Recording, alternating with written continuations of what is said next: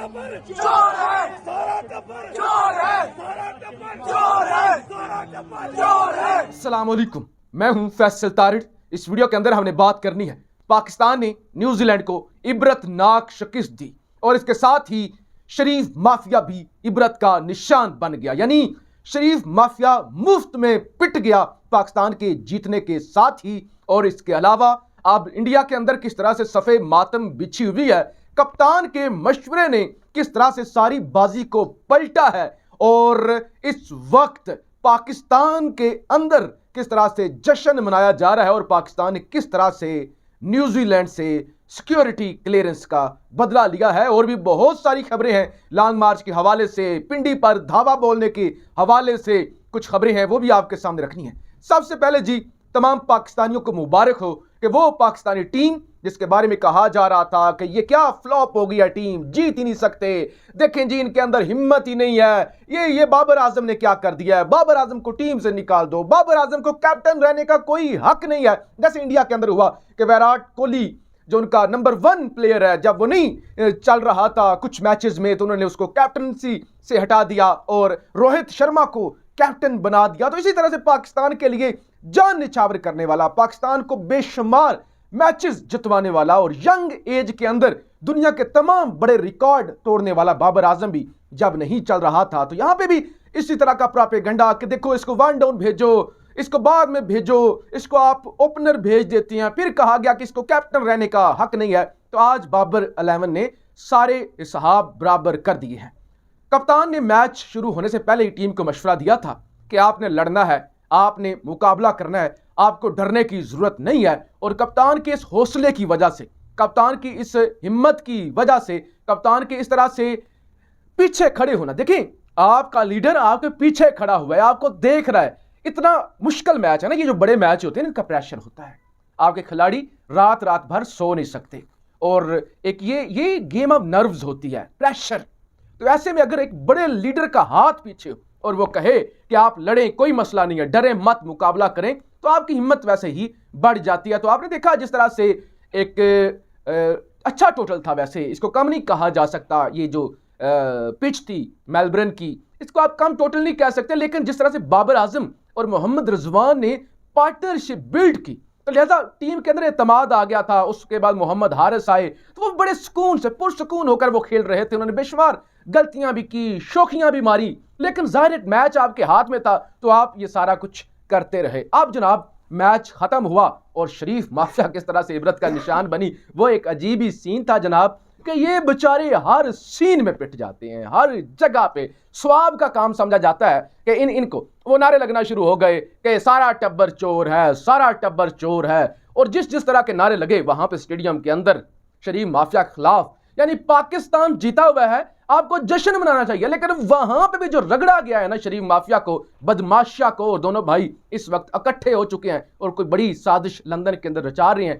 कि किस तरह से अब हम मौजूदा आर्मी चीफ को अगर एक्सटेंशन देते हैं, फलां को वाइस चीफ बनाते हैं तो हमारे लिए रास्ते खुल सकते हैं। अच्छा जी, एक तरफ तो शरीफ माफिया निशानी इबरत बनी आज और मुफ्त के अंदर बेचारे पिट गए, बल्कि बेचारे तो नहीं कहूंगा, जालिम। और अच्छा हो रहा है ना, हर मौके पर लोग इनको नहीं भूलते, खुशी हो गम हो, लोग इनको नहीं भूलते, क्योंकि ये असल में पाकिस्तान के अंदर तबाही के जिम्मेदार हैं लोग। इन्होंने क्रिकेट को तबाह किया नजम सेठी जैसा बंदा लगा के, यानी इन्होंने हर महकमे को तबाह किया ना। तो लोग जब भी कोई इवेंट होता है तो इनको याद रखते हैं। इसके साथ साथ मुझे याद है ये सितंबर 2021 के दिन थे, गालिबन 18 सितंबर का दिन था। न्यूजीलैंड की इतनी फौज नहीं है, बरी फौज, बहरी फौज और उनकी नेवी, यानी ये तीनों फोर्सेस और रिजर्व फोर्स भी मिला के जितनी न्यूजीलैंड की फोर्स बनती है, उतनी पाकिस्तान ने न्यूजीलैंड टीम को सिक्योरिटी दी हुई थी। उसमें हमारे रेंजर्स भी थे, पाक फौज भी थी, एफसी भी थी, इस्लामाबाद पुलिस भी थी, पंजाब पुलिस भी थी, सारी आपने फुल प्रूफ सिक्योरिटी दी हुई थी। और अचानक इंडिया से या कहीं से किसी हैकर ने कोई हैक करके मेल भेजी और न्यूजीलैंड की टीम ने कहा कि नहीं जी हम जा रहे हैं। ये बड़ी बेइज्जती थी पाकिस्तान की। पाकिस्तान में क्रिकेट जब श्रीलंका की टीम पर हमला हुआ था तो आपको पता है क्या हालात हो गए थे, और वो भी एक बड़ी साजिश थी। उसके बाद कोई बड़ी टीम पाकिस्तान आती नहीं थी, छोटी छोटी टीमें 2-3 दफा आई थी, लेकिन ये एक बड़ी टीम थी न्यूजीलैंड की टीम। अचानक आपको रुसवा करके, आपको ऐसे ही छोड़कर वो चली गई। सब ने कहा कि देखें हमने आपको रिस्पेक्ट दी है, कोई मसला नहीं है, आप खेलें, हम जिम्मेदारी लेते हैं। और उस वक्त वजीर दाखिला थे शेख रशीद साहब। बड़ी बेइज्जती हुई पाकिस्तान की और इंडिया के अंदर जो प्रोपेगेंडा हुआ, तो उसके बाद भी पाकिस्तान ने बारहा मेरे ख्याल से कुछ मैचेस में न्यूजीलैंड से बदले लिए और सिक्योरिटी क्लियरेंस का बदला लिया। लेकिन आज फिर जब पाकिस्तान ने न्यूजीलैंड को हराया है तो उसके बाद कहा जा रहा है कि अब तो परमानेंटली, अब तो हमेशा हमेशा के लिए ये जो सिक्योरिटी क्लियरेंस वाला मसला था ना, वो तो हल हो गया है। अब तो मेरे ख्याल से सिक्योरिटी वाला कोई इशू नहीं रह गया होगा। न्यूजीलैंड के जो जितने भी ट्रेंट बोल्ट हो गए, कीन विलियमसन हो गए, सारे खुश होंगे। अब मेरे ख्याल से उनको पाकिस्तान आना चाहिए। और पाकिस्तानियों ने जिस तरह से धूल चटाई है ना इतने बड़े मैच में, और आपको पता है ये जो ऑस्ट्रेलिया के अंदर मैच हो रहे हैं, ऑस्ट्रेलिया और न्यूजीलैंड साथ साथ हैं, और अब आप ऐसे समझिए कि पाकिस्तान ने जो होम ग्राउंड होता है वहां पर शिकस्त दी है न्यूजीलैंड को। यह कोई आसान बात नहीं है कि पाकिस्तान कहां खेलता है ज्यादातर मैचेस यूएई की पिचों पर।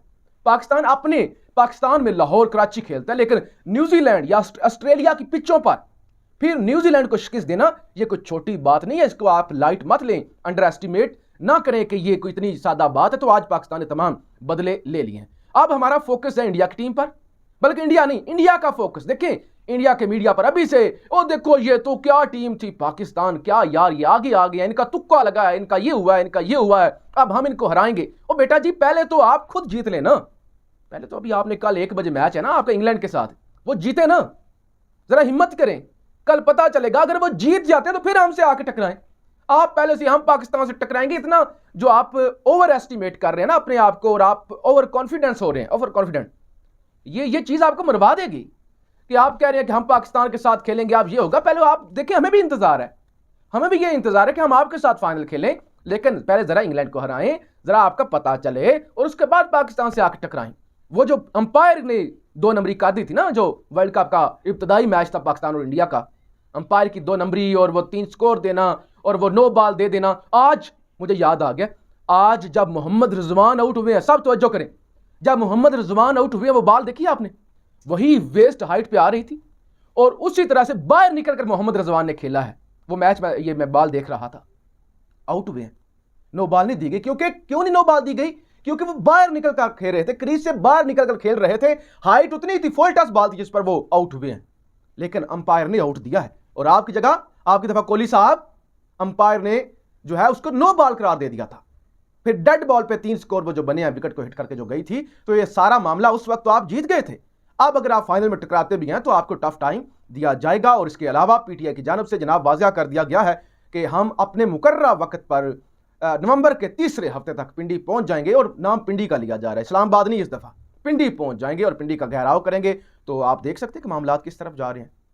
यानी एक मैच जो आज दिन को भी मैंने कहा था कि बड़ा मैच तो पाकिस्तान में हो रहा है, बड़ा मैच न्यूजीलैंड या पाकिस्तान या इंडिया पाकिस्तान का नहीं हो रहा, बड़ा मैच तो पाकिस्तान में शुरू है, और ये बड़ा कांटेदार मुकाबला और फाइनल मैच है, बका की जंग है, अना की जंग है, और कप्तान बड़ा टफ टाइम दे रहे हैं। और कप्तान ने आज भी पिंडी के अंदर भी स्क्रीनें लगी हुई थी, एहतजाज जारी है। इस्लामाबाद के अंदर मौसम भी बड़ा सर्द है, बारिश हो रही है, और इस्लामाबाद में तो बाकी जो पंजाब है या बाकी कुछ इलाके हैं, कराची या बलोचिस्तान तो खैर सर्द कुछ इलाके हैं, तो यहाँ पहले सर्दी आ जाती है, तो लिहाजा सर्दी भी है, उसके बावजूद लोग एहतजाज करें। और फवाद चौधरी साहब ने कहा है कि हम अपने मुकर्ररा वक्त पे पिंडी आएंगे और चौक कर देंगे, बंद कर देंगे, और पिंडी बंद करेंगे। ये एक बड़ी चीज़ है, पिंडी बंद करेंगे। जबकि कल एक 8-9 घंटे का इजलास जीएचक्यू के अंदर हुआ, उसका भी अभी तक कोई अलामिया जारी नहीं हुआ, और इतलात हैं कि बड़ा वहाँ पे फटा पड़ा है, बड़ी लंबी चौड़ी डिबेट हुई है, और अगले आने वाले दिन बड़ा ये जो मैच है ना वो सनसनीखेज मरहले में दाखिल तो हो चुका है, लेकिन आगे जो है वो धुआंधार इसके अंदर मैच के अंदर जो चीज़ें हैं वो भी सामने आ सकती हैं। तो बहरहाल जी आज पाकिस्तान ने इस नवाज शरीफ माफिया को भी धूल चटाई, और पाकिस्तान ने सिक्योरिटी क्लियरेंस का बदला भी लिया, और कप्तान ने फिर मुबारकबाद भी दी, जब टीम जीत गई फिर मुबारकबाद दी, और उसके बाद अब ये जो सियासी मामला है वो भी मैंने आपके सामने रख दिए। और भारत आप इंतज़ार करो और कल हिम्मत करो और जीतो, और फिर हमारे साथ 13 नवंबर को आप खेलो। आप राय का इजहार ज़रूर कीजिएगा। पाकिस्तान जिंदाबाद।